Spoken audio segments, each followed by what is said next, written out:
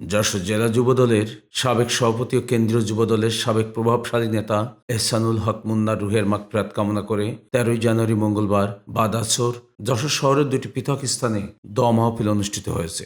শহরের সিএনবি মসজিদ ও সাসরা ডালমিল মসজিদে এই মাহফিলের আয়োজন করা হয়। সিএনবি মসজিদে অনুষ্ঠিত দোয়া মাহফিলে উপস্থিত ছিলেন দৈনিক লোকসমাজের প্রকাশক শান্তনুল ইসলাম সুমিত, জেলা বিএনপির সাধারণ সম্পাদক দেলার হোসেন খোকন, জেলা বিএনপি নেতা এ.কে.এম. শরফুদ্দৌলা ছোটলু, জেলা যুবদলের সভাপতি এম তমাল আহমেদ ও সাধারণ সম্পাদক আনসারুল হক রানা সহ দলের বিভিন্ন পর্যায়ের নেতাকর্মীরা। দোয়া অনুষ্ঠানে মরহুমের বিদেহী আত্মার শান্তি ও জান্নাত কামনায় বিশেষ মোনাজাত করা হয়।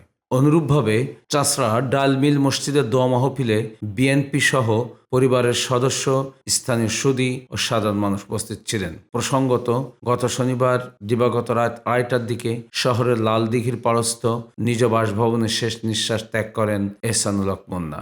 তার মৃত্যুতে যশোরের রাজনৈতিক ও সামাজিক অঙ্গনে গভীর শোকের ছায়া নেমে আসে। মঙ্গলবার অনুষ্ঠিত এই দোয়া মাহফিলে রাজনৈতিক নেতৃবৃন্দ ছাড়াও সমাজের বিভিন্ন শ্রেণী পেশার সাধারণ মানুষ অংশ নিয়ে মরহুমের প্রতি শেষ শ্রদ্ধা ও ভালোবাসা জ্ঞাপন করেন।